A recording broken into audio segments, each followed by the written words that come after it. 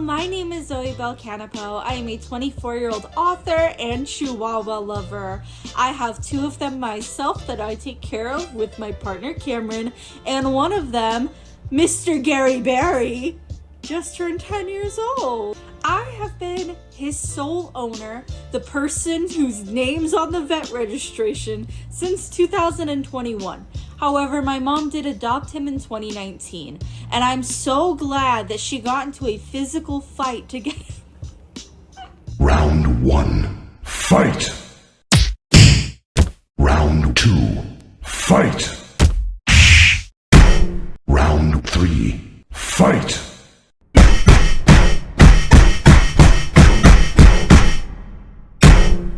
To be just a little bit fair though, my mom had already signed the adoption papers, and these people were trying to dog nap him. They were actively trying to dog nap him. So I'm glad that she elbowed that lady in the face. Gary was already 3 years old when we got him, and his old owners used him as a breeding dog. And he personally contributed to a lot of the Chihuahua population in Corpus Christi, Texas.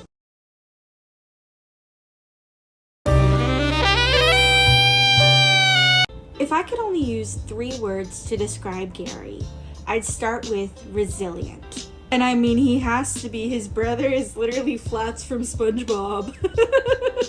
Now, obviously, we all know I'm not a fake SpongeBob fan, and I meant Larry the Lobster here. And I would also label my little boy as loving and loyal. And here is his anxious Christmas shoot from like 2 years ago. He was so scared to be put through the paper. Look. And I'd also probably throw in that he is a very good boy. Him and I have been locked in since day 1. He would even take naps with Cameron and I in my high school bedroom. And the pair of us, or trio if you're including Cameron, have been through a lot together.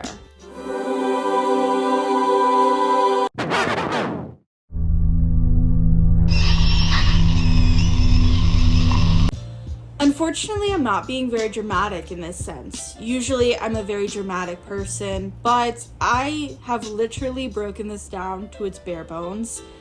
When my stepfather kicked me out of mine and my mother's apartment, I was supposed to take Gary. This isn't a funny story, but it is funny to think about what I know about that man. And the fact that he wouldn't just let me have my dog. I had Gary in the goddamn U-Haul. I had him in the front seat. And he ripped him out of my hands. My stepfather did. He ripped him out of my hands. Here's big scary Gary back on the screen. But if you watched my podcast, which I don't expect that people did, I kind of got bored of it after a while. It was very hard to keep up with because Cameron works a lot. But anyway, we had a few good episodes of the Long-Winded Pals podcast. And in that, I talked about how my mother and my stepfather were rampant child and animal abusers. And that much is very true, especially with small dogs like Chihuahuas, Yorkies, even Pit Bulls. Like, they were abusing the hell out of these animals. And I was very upset when I could not take Gary to my new apartment, not only because I had paid the deposit for him, because that was important to me. I didn't have the money because I'd gotten kicked out. So I still found the money to put the deposit down because I wanted him to be with me in a safe space for him. But of course, it was like the last thing, the last kick in the gut, if you will, for my stepfather to rip him from my hands and keep him for months on end. I didn't give up though. This led to the kidnapping attempts. I don't know how many times I attempted to kidnap Gary. If I could give you a ballpark, it'd be like 10 to 20. I got my apartment in August of 2020. And Gary was returned to me in February of 2021. So if you can imagine how many kidnapping attempts that could have like transpired in that time, you know, like you would get that. And these were really serious missions to me. I seriously would try like different methods. I'd be like, hey, can you take the dog out, to my brother? And he'd be like, no, I gotta bring the dog in. I can't let you steal the dog. I can't. Like, fuck! So then I tried other stuff. I tried breaking in.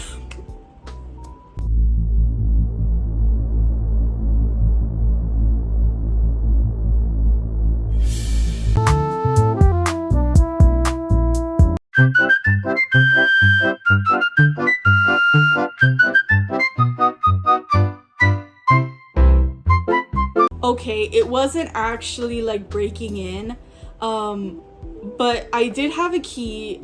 For some instances, my mom was a very medically complex disabled person. She had multiple disabilities that all really coalesced to make the last few years of her life very difficult for her. And I often had to like help her in the shower, help her get out, and help her sometimes like wash her back after surgeries. And still, when she can't reach it, or when she couldn't reach it, I would help her wash her back and her legs, the back of her legs, so that way she wouldn't get like dirty or anything. So, you know, my mom did need me to come help, and I left with the dog while she was in the bed. But the thing that gets me is that no one noticed for like 3 days. No one noticed that the dog was gone. And I'm sorry, if my dogs were gone for 3 hours from my apartment, I'd notice something. Because these little goofy fucking goobers don't leave me alone. And I'm not complaining. I'm just saying they don't leave me alone. They are very happy dogs. They're boisterous. When they aren't taking a nap, they want to play. They want to hang out. They want to do all these things. And you didn't notice that the dog didn't want to hang out and play? So eventually my mom ended up deciding that she didn't want to take care of Gary anymore. And her husband had gotten, I don't know if at the time they had 1 or 2 or 3, but they had multiple Australian Shepherds, which, I'm sorry, if you can't take care of a Chihuahua, there is no reason you should be getting a high energy dog. Chihuahuas are pretty high energy, I would say. You know, if you have a Chihuahua that doesn't have like dog depression, maybe they're not old. Some dogs are also just grumpy. Chihuahuas tend to have very personality driven characteristics. So like Gary is sometimes very grumpy and he doesn't want to play for days on end. But then he'll get into his moods where he wants to play. So anyway, the point is, if you can't handle a fucking Chihuahua, you cannot handle an Australian Shepherd. Anyway, is it dramatic to say that February 10th, 2021 was one of the best days of my life? Because I got my baby back. And my mom had decided that like she couldn't take care of him anymore. He was sulking around the apartment. He was having like temper problems and he was just very depressed. And so I got him back, and oh my god, thinking about it makes me feel so happy because I saw him be happy. He was happy, and it was like he knew he was home when I brought him inside. So like he was looking at me and his tail was wagging, and my mom was like, oh my god, he doesn't wag his tail anymore. This is the first time I've seen him wag his tail. This is literally why I'm starting a series called Crying at My Keyboard, because I'm so emotional about so many things. I'm not gonna necessarily just be like crying on camera all the time, but I am gonna talk about things that I feel very deeply about. So things like college, I feel very deeply about, and it makes me so happy. Sometimes I cry. I am a happy crier too. So sometimes when I think about going to college, when I think about my marriage, when I think about my books, when I think about, you know, my future, I get really emotional and I start to cry. Gary came home to his mommy, me, in February of 2021. Now, if you'll remember February of 2021, I think this is the wrong year. I think this is actually the wrong year of Ted Cruz leaving his constituents during an ice storm in Texas. Hold on, let me fix that for you. Sorry, Raphael, it's this one. This is the one I meant. Anyway, during that freeze in 2021, Gary and I lost power for 4 days. And it started to get really scary because the pipes had burst in our apartment complex. I don't think it was our building. Perhaps it wasn't my apartment. That's as much as I'll leave it because I don't know. But they shut off the water for the whole building, and it was getting to be very evident that the water that we had in the apartment, there was enough to flush the toilets, there was not enough to drink, and there wasn't anybody doing DoorDash deliveries. I mean, I don't blame them. I'm just saying this is the circumstance. The only liquid that I had in the house that was like genuinely drinkable was Dr. Pepper, because the water in the toilets, first of all, there wasn't any left. I'd flushed it. It was gone. Second of all, my roommate was a right-wing conspiracy theorist, and she bottled up a bunch of water when there were brain-eating amoebas reported in North Texas waterways. Doing some research to figure out what was going on with the brain-eating amoebas of 2020, I found this article about Texas having a problem with brain-eating amoebas in the waterways. And there was also, oh my god, there was just a car accident outside of my apartment. People really don't like to stop at the stop sign, but it's just a fender bender. Those people are okay. I was just a little bit confused about the amoeba thing because I recently saw in the news that there was a woman who passed away after cleaning her nostrils with tap water and having brain-eating amoebas infest her brain in Texas. So there was water everywhere. It was torturous. We were thirsty as hell, but she bottled it in August when there were brain-eating amoebas in the water. And it wasn't even like filtered water. It was straight tap water. The shit that she did never made sense. She was anti-clean. She was anti-bleach.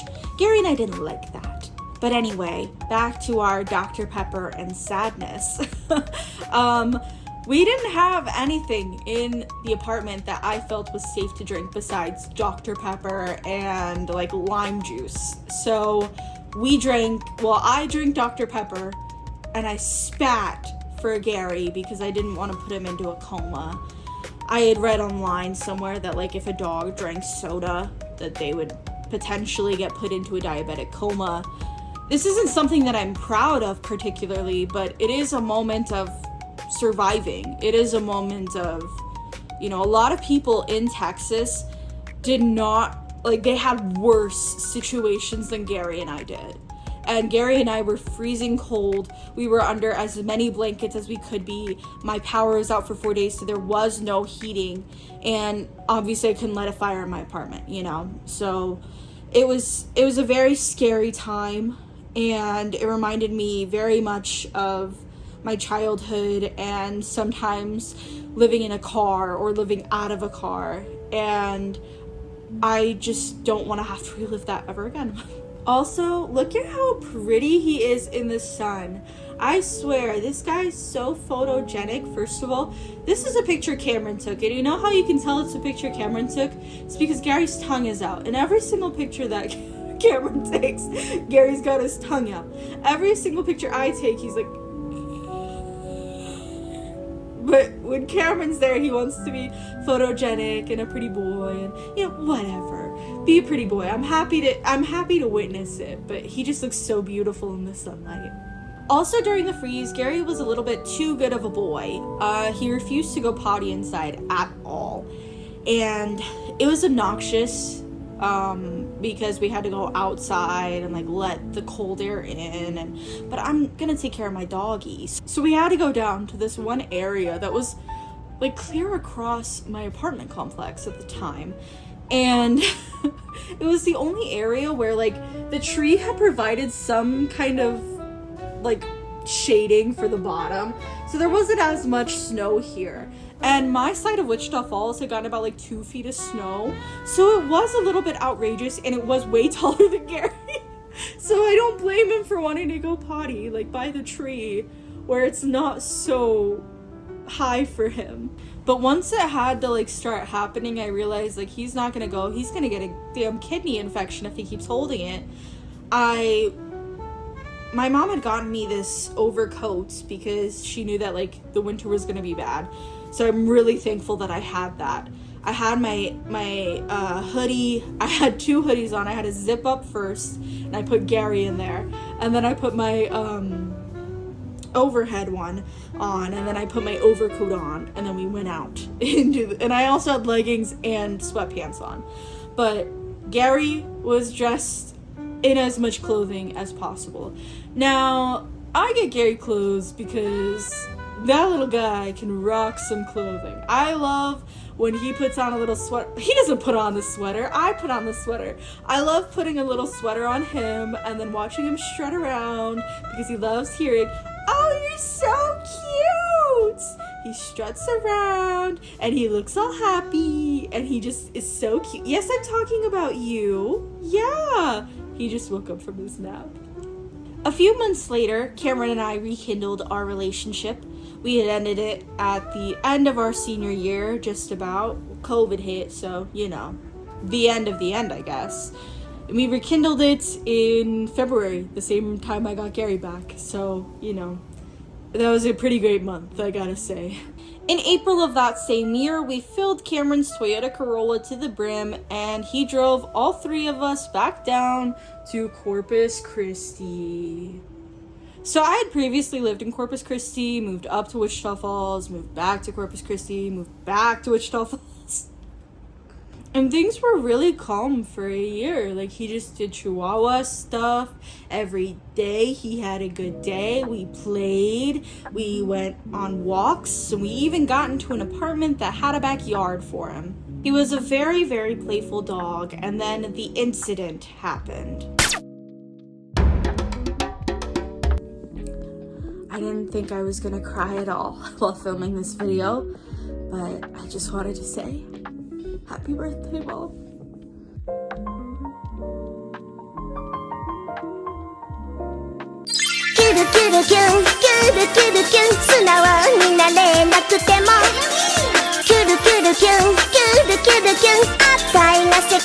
And if I didn't have Gary and Cameron, I really don't know how I would have made it through that period of my life, grieving my mom from such a heinous and violent crime. It was very hard to reckon with. And I was constantly finding out more information, more sordid and morbid details. And part of me was curious about it, but the other part of me didn't want to know. And it was just more and more and more until I couldn't handle it anymore. But then I handled it. In April of 2023, we got a brand new Chihuahua, and his name is Billy. Well, actually, it's William, but we call him Billy. Now, these days, those boys are inseparable, but at first, Gary really didn't like Billy. But over the last 3 years, they have become absolute best friends.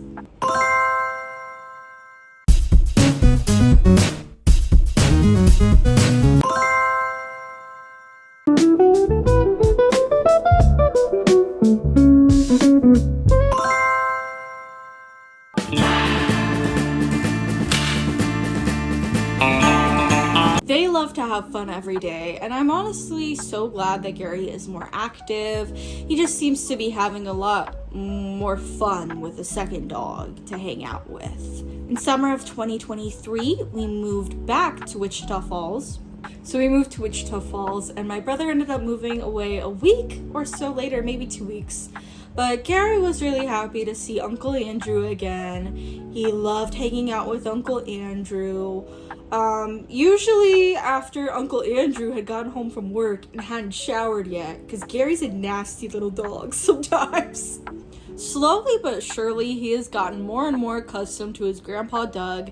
But Billy, I can't say so much. Billy is very territorial of his area, and he's very territorial of myself and of Cameron. So we have to be really careful because he will bark. He won't bite anybody, but he will bark, and he will be very skittish around people. And he'll be kind of mean, just in general. He'll mean mug people, he'll growl. we don't let it go farther than that. Let me tell you. We don't let it go farther than that. Now, Gary and I have been really happy to live with Cameron and to build a life together and adopt Billy and keep furthering our lives together. That is great. Gary also just like isn't fond of strangers in the house in general. Like, he really can't stand our pest control guy. Our pest control guy comes once a month because we have a good apartment complex. A lot of apartments in Wichita Falls have rats. If you look up like the Yelp of a lot of the apartment complexes around here, you will find that there's people like, there's rats the size of my forearm in the walls. And I cannot, like, I'm not hating on those people because, you know, my family has lived in some bum, nasty, disgusting situations just because, you know, we had to make do. Never in my adult life, thankfully, but, you know, I really did put a lot of effort into looking for our apartment because I did not want to end up in a place with rats. That's one of my biggest fears, rats and cockroaches, which, you know, apartments are perfect for.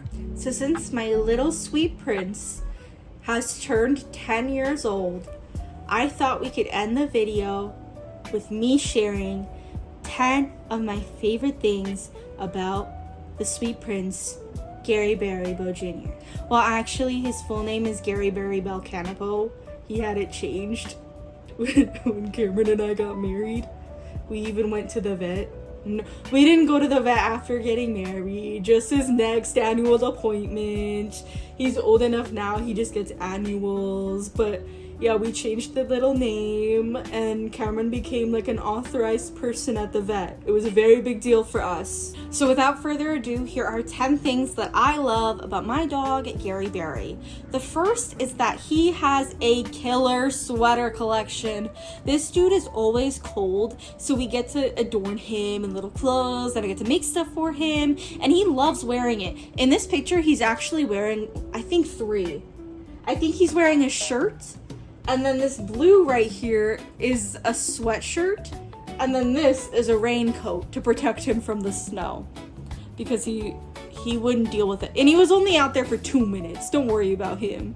We brought them right back inside after this. The second thing that I love so much about my Gary Barry is that sometimes when he eats, he will get a powdery residue on his bottom lip and he can't get it himself because his tongue just doesn't move that way. So I have to like smudge it off for him. And he just looks so frazzled every time anything's like touching his bottom lip.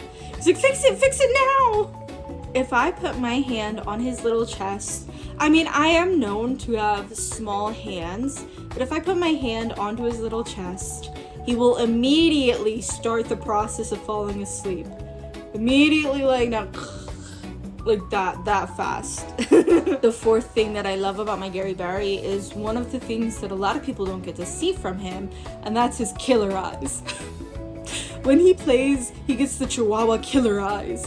And do they look scary? No, but they look like they're really intent and they're just so joyful, and you can just see it in their eyes. Like right here, he looks kind of sad a little bit, but when he wants to play, his eyes get just so full of excitement, and I love that about him. Another one of little Gary Barry's killer sweaters. He actually has 2 heather gray sweaters. One of them is a Snoopy one and one of them is a Hanukkah one.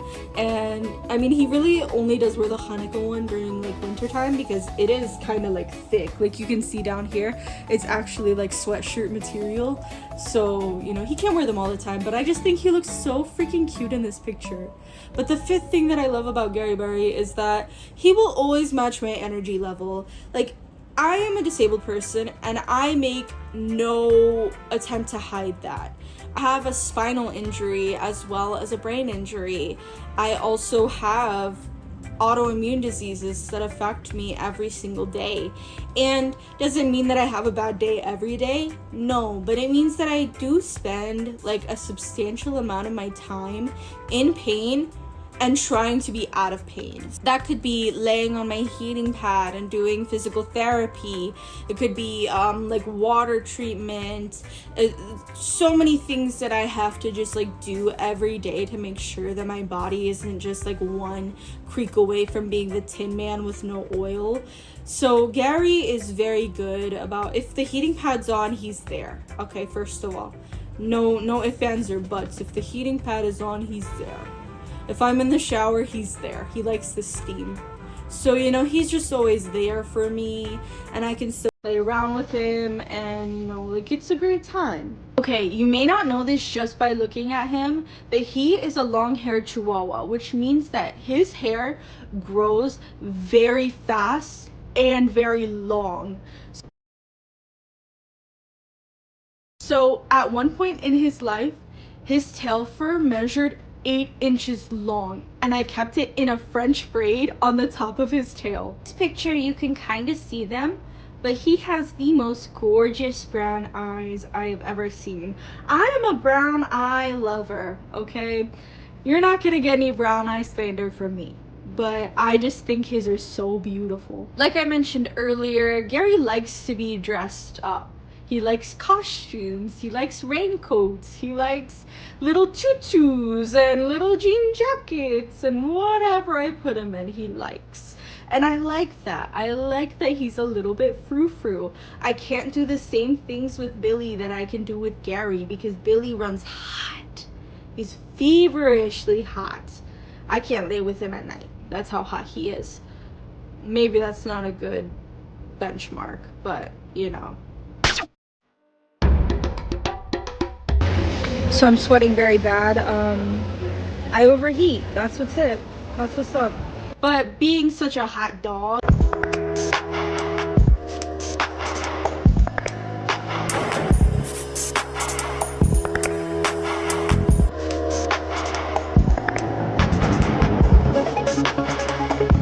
doesn't allow him to really be dressed up for long periods of time. He also hates it when I try to like chase him down and put a sweater on him. So I'd rather just do it to the dog that cares and the dog that likes it. Another thing, and a lot of people like don't believe me when I say this, but it's true. It is so true. Dogs will watch TV depending on what you put on. Like, if you try to put on Bluey with your dog, you might find that the dog really likes to watch Bluey.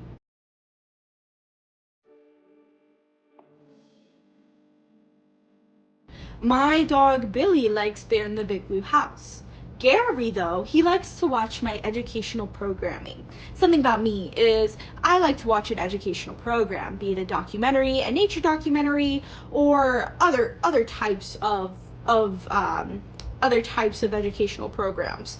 I was a PBS kid. My kids are going to be PBS kids. But anyway, he really likes it when I watch nature documentaries, specifically ones from the Amazon, because they make a lot of bird noises, and he likes that. I just want you to get the full experience of the Gary Berry pig. Before the last thing that I love about Gary Berry that I'm going to share in this video, because the ways that I love Gary Berry are countless, and it would take a million years if I were to list them all here. But Gary is low-key so mischievous. Now, this is something like that Chihuahuas do. Chihuahuas are kind of just like mischievous dogs, but when Gary does it, I just think it's so darling. I think it's so cute. I think it's so funny when he's trying to get away with stuff that he knows he's not going to get away with. Like, he likes to get into the trash. That is something that Gary likes to do. That is like the one thing that I hate that he does. Because I don't want him to get sick. I don't want him to eat something and get like an impaction in his stomach or something like that. Or, you know, like whatever's in the trash. Like, I don't want him to get salmonella or something like that. So, you know, like we have to be very diligent about taking it out before he can get to it. Because otherwise he will be ravaging through it. Anyway, other things that he does that are mischievous, I built him a ramp. I built him a ramp because he was having trouble with the stairs that he had, and I have to be honest, the adults were having trouble with the stairs that he had. I can't tell you how many times I kicked those things. I can't tell you how many times I heard Cameron kick him. I can't tell you how many times I've tripped fully over the stairs. And I don't know how a ramp is any better, but this ramp I found, I think it's easier for him, but he's just so lazy. So instead of just using the ramp to get onto the bed, he will cry and cry and cry on the edge of the bed, hoping that someone will pick him up. And that's just one of the things that he does that's low-key a little mischievous. I would never say that he's a bad boy. In fact, I say you're being very naughty right now if he's being naughty.